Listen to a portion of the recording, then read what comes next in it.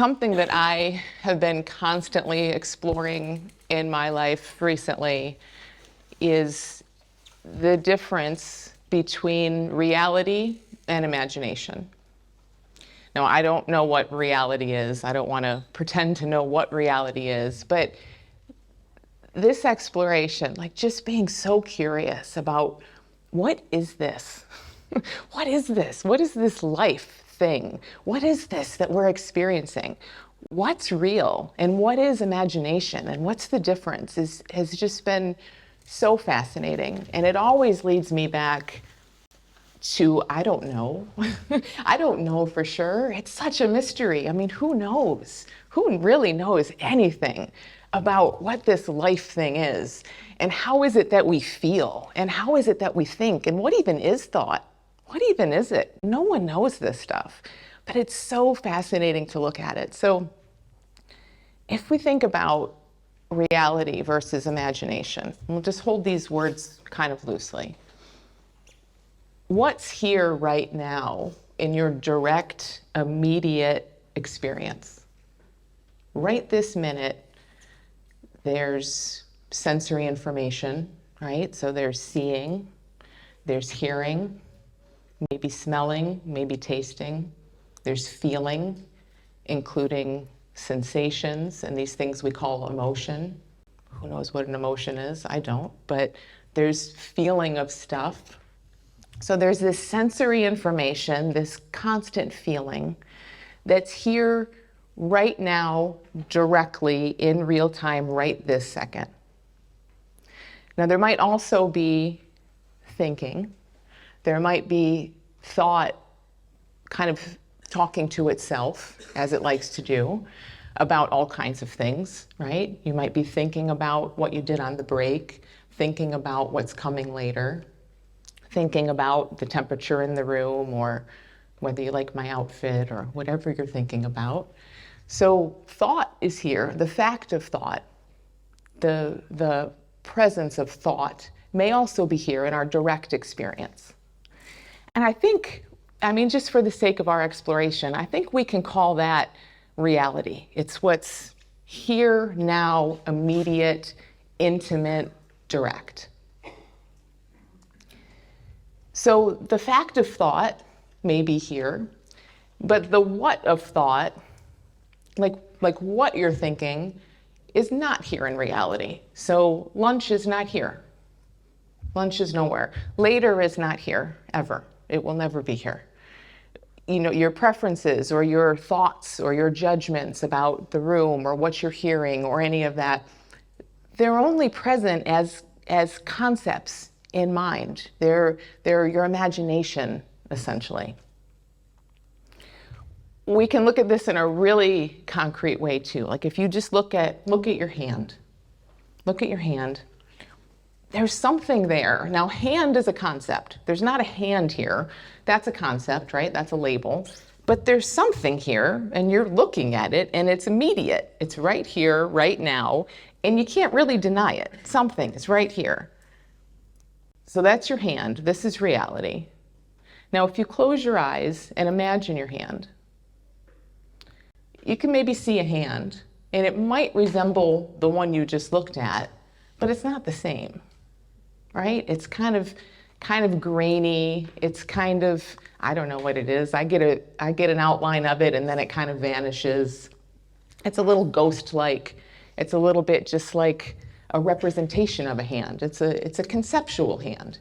So that's the difference in a really simple way between reality, right here, my voice, your hand, the feel of your legs on the chair, instant, immediate, right here reality, and imagination, closing your eyes and imagining. So all the time, we're in imagination. It's happening all the time, right? We can imagine these worlds. We imagine what we think is happening back home or in Israel or in London or in Michigan. We can imagine that. It can come to mind. But again, it's just our imagination at work. It isn't reality. It isn't here right now. We can't find it. We can't touch it. We can't see it. And it's just crazy to really think about how easily and how often these things are confused for each other. How often we're in imaginary worlds. Our mind creates these fantasy worlds that are nowhere to be found, and we confuse those with reality all the time, right?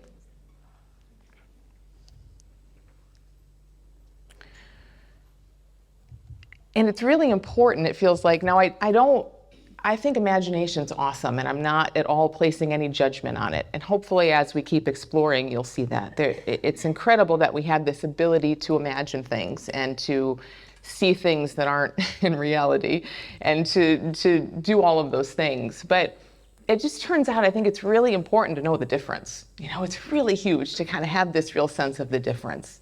And I think that's gotten so lost.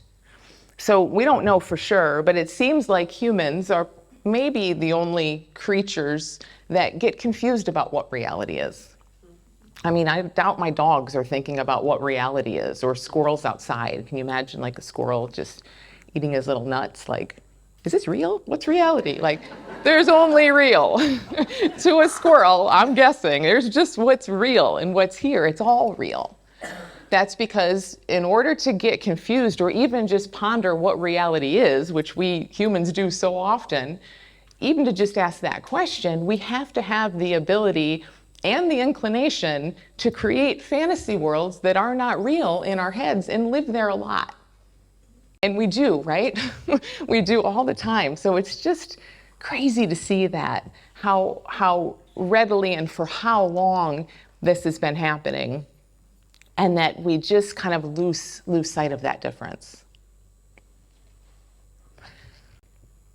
So when you look, I think it takes imagination to have a problem. So right here, again, sensory information, seeing, hearing, feeling, right here, get a feel for this before the mind comes in with its labels, before it comes in with its judgments, before it comes in with before and after, used to, later when, all imagination, all concepts.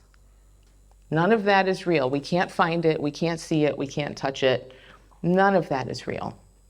So before the mind comes in with all of those imaginary concepts, there's just this. Now, what is this? Again, who knows, right? But it's so real, it's so alive, it's so vivid, you feel it. Like, how is it that we even feel? I mean, even that is crazy, that we have this ability to feel stuff and feel this energy. There's all of this amazing, immediate, intimate aliveness that is always here. And it's so easy to kind of miss that when we're off in imagination land. But in this reality, whatever this is, and whatever feeling is showing up, again, before the label of, oh, this is depression, or this is anxiety, or this is my addiction, there's just sensation, there's just seeing, there's just hearing, there's just this aliveness. There's no problem in that. How could there be? It would take a mind to come in and say, this should be different. And what does that even mean? How does a mind know this should be different? And how do we know anything should be different? When we're thinking this should be different than it is, it takes our imagination to come in and create a picture, right? Or a memory, whatever a memory is, that shows how it used to be, or how we think it should be, or how we want it to be. Pure imagination. Just nothing we can touch or see, or nothing alive in that, really. It's just these ghost-like, grainy kind of images that show up in our head that tell us this isn't right. This should be different. It wasn't like this before. Maybe it won't be like this later. If you do the right things, it doesn't have to be like this later. All problems live in that. This raw, immediate, direct experience is unbelievably feelable. There's not a single problem in it. It's not even solid enough for there to be a problem to form. Think about that. Think about this, just how this all shows up. and it's gone in an instant. It's constantly recycling. It's here, it's alive, we feel it, and then it's gone. We see it, and then it changes. Like, can you grab a second? Even when I say the word second, it's gone and it's changed before I can even finish saying the word. It is so fluid and seamless and alive and direct and always, always moving and changing. And it's kind of crazy to think how much we sit in imagination and think, I really need to change things. This isn't right. This, which is not even here anymore by the time I say this, that's wrong. That's wrong, shouldn't be. Something's got to change. And what a joke that we're running around trying to change things when they're changing before we can even say them. Like, what even is this? Like, we can't touch it, we can't grab it. It's fully ungraspable, unknowable, the most fluid thing in the world. And we sit around and think, man, I'm stuck. So this really came to light for me a couple years ago, 2-3 years ago. I was working with someone, and I've spoken about him before because it is just a huge light bulb experience for me. But he was a man in our community. His name was Roger, and he had had a drinking problem for a really long time, decades, 2-3 decades by the time I knew him. Now, Roger was one of those people that was very determined, and he was going to do anything and everything, and he did. He could tell you every single thing. He'd read every book. He knew way more about addiction and spirituality and self-help and psychology than I did, way more. He had been everywhere around the world, to every conference, every guru, every teacher, and nothing was changing for him in his telling of the story, in his experience. He was still drinking. He was still feeling really stuck in this addiction. And it was just so interesting to watch him list and catalog all the things he had done, and to hear his mind really baffled and really kind of justifying, like, hey, I've done everything. Clearly it's hopeless because I did this and I did that and I did that, and look at me, like nothing has changed. And it's so fascinating because I kept hearing him say this and kind of make this case for how hopeless he was because he had already tried everything. And it was like he kept upping the ante on the things he would try. So first he would just fly across the country to a conference, and then he was flying to India to meet a guru. And and the mind loves that because it's like, ooh, I'm doing something. There's a real problem here, and I'm going to solve this real problem. And I'm pulling out all the stops, and I'm making the big moves and doing all the grand gestures. So Roger did all the grand gestures. But the one thing he didn't do was like hang out in reality. He was almost never here in reality. He was always in the next plan or the next philosophy or, the next scientific finding that he wanted to talk about and apply to himself. So he kept getting bigger and bigger. And I just remember this moment of listening to him talk. I was like, no, it's the other way. It's smaller. It's closer than close. It's intimate. It's like this right here. This is the only thing, Roger, that you aren't really doing much of. It's just being in life and feeling what's here before all the labels. So I asked him, why do you think you drink? I don't want to hear any more about what you've done. That's amazing and impressive, but why do you drink? And not why do you drink, because that's a very conceptual question too. Today, when you're about to lift that drink to your lips, what is happening in that moment? That's kind of where to look. Now, he was baffled. He didn't know. He would tell me all the reasons, right? The reasons he drank were that he was an alcoholic. Well, I don't know that that's a reason for drinking. I think that's a description of a behavior, right? But it made sense in Roger's mind, and innocently, that is how it looks. Like we just feel stuck in these concepts and this imaginary world, and it's like, well, I drink because I'm an alcoholic. Yeah, but we have to look somewhere else. Okay, so maybe it's not because I'm an alcoholic. I drink because he had a really tumultuous relationship. I drink because my relationship drives me to this. I drink because my life has been a massive disappointment. I drink because it's all I've known, and drinking feels like my friend. It feels like something I can look forward to. Again, these were extremely genuine answers on Roger's part. Like he was thinking he was digging as deep as he could see. And this is how our language works, right? It's really just kind of a feature of language too. That's how people talk, and that's how we talk about this stuff. So it all seemed to make sense on the surface, except that's all conceptual. It's all imagination. His mind could tell this story of, hey, I'm Roger. There's a cause and effect. I'm an alcoholic. That leads me to do this. I drink to forget my relationship. Very logical reason on the surface, except it has nothing to do with anything because it's pure imagination. It's just a story. It's a cause and effect story that when you look at it, doesn't even add up. Like he told me he drank because he wanted to forget about his relationship, but he didn't forget about his relationship. He drank and he went and fought with his partner. So it's like when you, again, like really look at this stuff shows up in our heads and it makes sense, but take it to life. Like, does it really add up? So we just got so granular with this. Like, what are you feeling? Before anything, and I think that's always what it is, right? We do whatever we do, the things we say we don't want to be doing, like drinking. We're doing that because we don't want to feel something. Now, what is it that we don't want to feel? Because seeing and hearing and smelling and tasting and sensations, even emotions, they come and they go constantly. They're unbelievably feelable.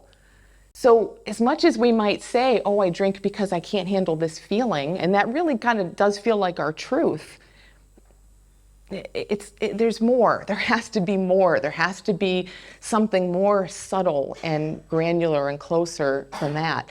And it always has to be that the imagination is coming in and saying, this is wrong. I can't handle this feeling. I don't like this feeling. And I don't want to make it sound like this is some big conscious thing that happens. Like he was feeling something, and then his imagination or his mind came in and said, nope, don't want this feeling, gonna go drink. It doesn't really play out like that. It's like this. It's conditioned. It's in our cells. You know, this stuff gets to be so like that. But that's still something we can look at and something we can feel. So when we slow this down with Roger and we get him just feeling his body and just feeling this energy, and then you see his mind come in, I don't like that, that's uncomfortable, I can't handle this, when is this over? Okay, well, those are thoughts. That's fine, but let's look at those thoughts, because what even is a thought? What even is that? It's like this was running his life all because he would say, oh, I can't handle this feeling, it's too uncomfortable. What does that mean? So really to kind of look at like what tells us, these are weird questions, but how do we know something is too uncomfortable? Like, what is that? What does that mean? You might feel some sensation, you might have some energy going on. There might be a thought, a little story that pops up that says, nope, that's enough, that's the stopper. Look at that. Pull it closer. What even is it? Is it something you hear? Do you hear your mind say, nope, that's too much? Maybe. Do you see a picture? Do you see a picture of you in another imaginary time and place feeling different? And then that's your conclusion that that's too much? I don't know, but this is the stuff I think we want to look at and just be so insanely curious about, because this is the stuff that's running our lives. I mean, this had Roger drinking and all of us doing all kinds of things and feeling all kinds of things that it's just not necessary. And it's so much of it, it's just that we haven't really looked under the hood and gotten curious. And it's not our fault, right? It's not our fault. Like, who does this? Who asks these weird questions? Like, what is this? And what is a feeling? And what is a thought? We might, but we're cool, we're different. But most of the world does not do this, right? No one taught us to do this. So we just want to get so insanely curious at that level and see what this stuff even is. This like seems like, or too much, or I just can't. don't take that stuff at face value. And what I saw with Roger, what I see in my own explorations all the time, is the more we look and really pull it close and get so curious about, how do I know this is too much? What's there that tells me that? I don't know. I don't know. Like, do you know? You know, it's weird. It's a mystery. It's so mysterious. And there's so much freedom in life being mysterious, because life doesn't feel mysterious. It didn't feel mysterious to Roger at all. It felt like he absolutely knew. I'm an alcoholic with a bad relationship. My life's been a disappointment. That's why I drink.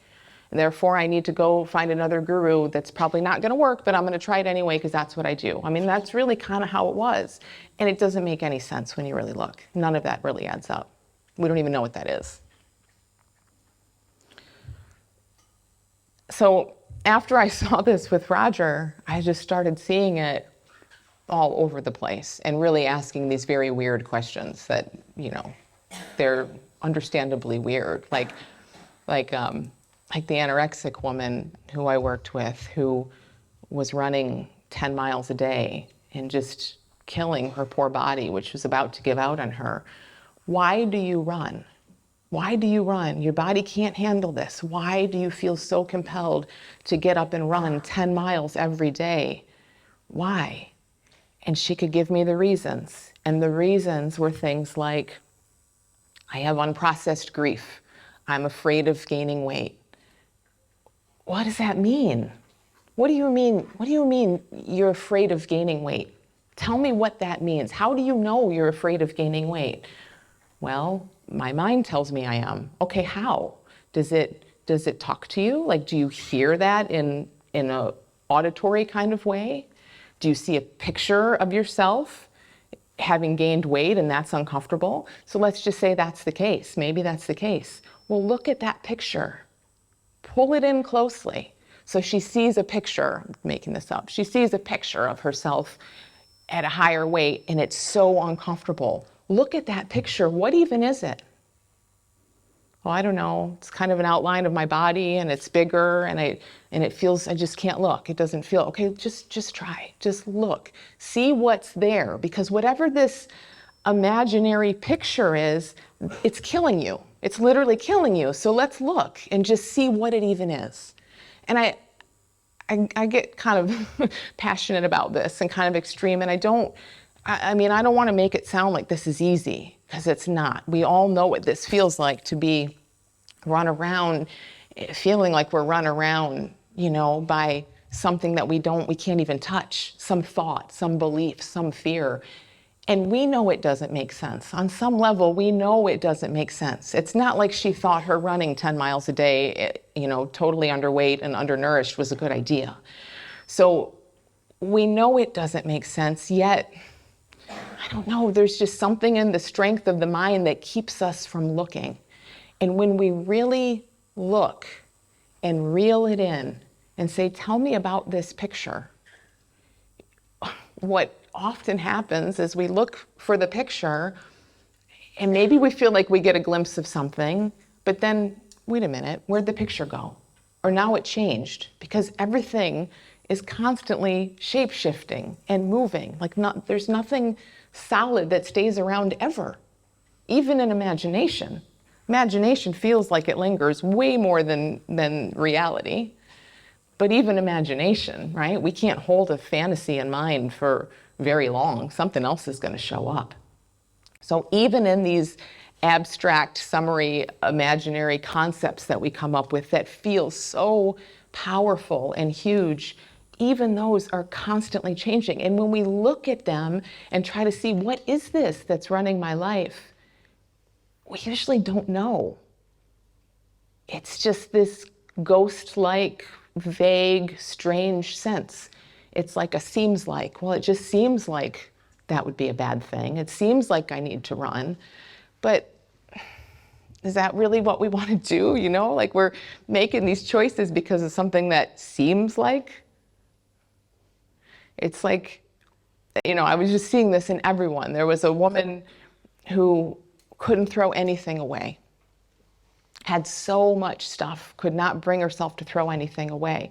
And again, the reasons, well, I might need it someday. I have an attachment to this. I was raised by a mother who was raised in the Depression, and we were taught to never ever throw anything away. That conditioning is strong, and we feel that conditioning as truth, as our truth, as reality. And it runs us around and it makes our choices for us, no question. But let's look at that. Your conditioning, so you're saying your conditioning is what has you not throwing anything away. How does that conditioning show up right now in this very instant? Because this is all there is. Doesn't matter what happened 60 years ago or what you were told. I mean, right now, how does that conditioning show up? Does it show up as a memory of your mother getting mad because you threw something away when you were 10? What is that? What's that memory? Look at it. Pull it closer. I mean, you maybe get a glimpse of something for a second, right? Isn't memory weird? Can you remember even walking into this room for this talk? And that was like, what, 20 minutes ago, half hour ago? Like there's some kind of grainy memories. There might be some images that come to mind. You might see some things or kind of remember some little bits of conversation, but it's like, what is it? We can't grab it. We revisit it. You try to remember in an hour from now, try to remember walking into this room for this talk. Different pictures will show up. Different conversations will show up. What even is this stuff? And it's running everything for us. So we could look, like with her, for example, she's looking at well, it seems like, and I don't know, but it's just hard and it's just powerful. And that's all exactly how a mind wants to keep it. Very vague, very conceptual. I don't know, but I just can't do it. Okay, I hear you. But what's beneath that? What is this? I don't know, but I just can't do it. What is that pointing to? What is that feeling? What's beneath it that's being referred to? Some sensation, maybe? Some tightness? A sick feeling? A racing mind? Again, maybe some memories. There's just something right there when we really drill down that is reality. It is some sensory information. It's some seeing, hearing, feeling, whatever it is. And before and beneath the labels, before the I just can't, and it's my conditioning, and it's my story, before all that, it is so unbelievably feelable. We can feel it. It's not even uncomfortable to feel. It's only uncomfortable once all the stories and the explanations get piled on top of it. You see that? So it's like we would all not throw things away and run 10 miles a day, force ourselves to do that, and drink if we're hanging out and super identified with those conceptual, generalized summaries of things. When that looks like reality, that's what we would do. But when we look at what's beneath that, there's nothing even there. There is nothing solid. And we run around trying to fix these problems at this conceptual level and saying, I need change and I need this and this has to happen. And we inevitably come up short, because how do you solve a problem that only exists in imagination? How do you solve a concept? Really, you can't.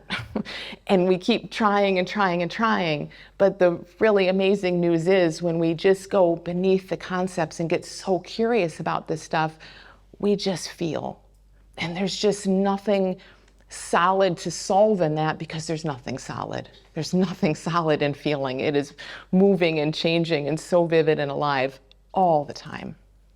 Reality is perfect, and we're hanging out in a story that says it's not. So it's like this summary function of the mind. The mind just loves to summarize and generalize and give us these big ideas. And we just want to keep drilling down. So when I play with this in my life, it's really interesting. I mean, it's weird. It's very weird because, again, like, who does this? Who asks these questions? But It's like going straight into body sensations, just feeling the energy here. This is reality. There's something here that's just being felt. There's an aliveness. Every word I'm saying about it is no longer reality, right? So I'm just have to use words because I don't want to mime this whole thing. But like, it's like the words are no longer reality. The words are pointing to something, but there just is an energy. There's just an aliveness. That is who we are. Like, that is real, and it's immediate, and it's in our actual experience. It's not just in our imagination.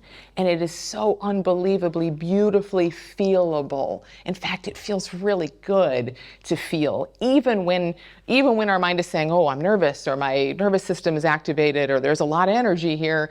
I don't know, there's just, I think maybe for me, I spent so long trying to think my way out of that I don't care what the energy is. It feels so much better to just feel and be grounded in what's real right this very second, the only second there ever is, right now. This feels so much better than being off in some ghost-like images and stories. So we come into our body.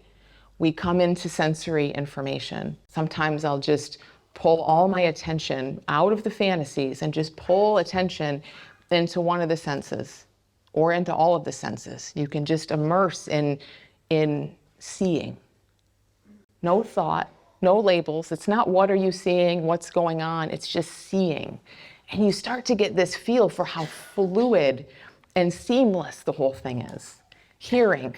And they aren't even separate. I mean, the mind wants to even separate all of these sensory things, right? But there's just this one beautiful flow of life. Seamless, fluid, always changing, always here, so feelable, so amazing, no problems in it. And when our attention goes into that, life is so totally different. And of course, our attention leaves, right? Attention leaves all the time. We're conditioned to do that. We're super mind identified in general, but we can keep pulling it back, and it makes a massive difference. We start to get so much more comfortable and just familiar with reality when we let our attention get sucked into that, rather than when it's, when we know that our attention, we can feel our attention is off into fantasy land. So you can just do that. And I'll do that and walk around like that, and then a thought will arise. And when a thought arises, it's like, okay, I get my little fishing rod out, like, let me reel you in and pull it closer. What are you? What is this? So say there's a thought that says, I feel uncomfortable. There's some discomfort here. Okay, how do I know? How do I know I feel uncomfortable? It's a weird question because the mind just says you just do. You just know. What do you mean, how do you know? You feel uncomfortable. You just feel it. No, how? Really? Like, what's telling me? So I'll go into my body, and maybe there's some contraction in my stomach, some heaviness in my chest. Again, in my stomach, in my chest, these are concepts too, right? That's the mind placing it somewhere. That's fine. So I just note that. Like, okay, there's some energy here. How does the leap happen from this energy to I am uncomfortable? I don't know. I don't know, but it does, and so you kind of look, and maybe you notice your mind thinking like, oh, I need to get out of here. I need to do something else. Where's my phone? I need to eat something, drink something, right? All the stuff the mind does, that maybe that's what's doing it, is kind of sending the signal of like, oh no, there's discomfort here. But just look at that. Like, what is that? What is that thought made of? What is this picture in my mind? If it's a picture in my mind of myself in some other feeling, what is that made of? I have no clue. I have no idea. If it's a voice in my head that says, just get out of here, go do something else, this isn't good, you don't feel great. What is that sound made of? Or that, the knowing, like the hearing of this sound that's only happening in imagination. Pull it closer. What is it? I don't know. And isn't it crazy to see how little we know? Like, really, the more we dive into reality and swim through it and feel the textures of it and get so curious of it like this, the only thing that always comes back for me, and I'm open to some answer showing up, but so far it's always led me back to, I don't know. I don't know what this human experience is. I don't know what's going on here. I have no idea, which makes sense, right? Because only the mind knows. The mind knows everything. It thinks it does. That's the mind's job, is to know. But before the mind, it's fully unknowable, completely unfindable, untouchable, ungraspable, and yet fully alive, which is also really weird. It's very paradoxical. It's like it's here and alive, and you can't deny it. It's self-evident that there's experience happening, yet where is it, and what is it, and what is it made of? I don't know.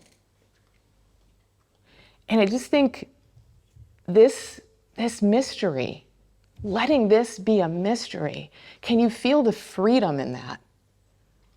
Roger didn't have any mystery in his life. He knew exactly what his problem was, and he thought he knew how to fix it, even though he had all the evidence in the world that that hadn't worked. He thought he knew. We think we know, but when we're suffering, especially when we're suffering, isn't it amazing to be in this mystery and say, hey, yeah, there's something here. It's obvious, it's evident, but I don't know what it is, and I don't know anything about it, and I don't know what it means, and I don't know what to do about it.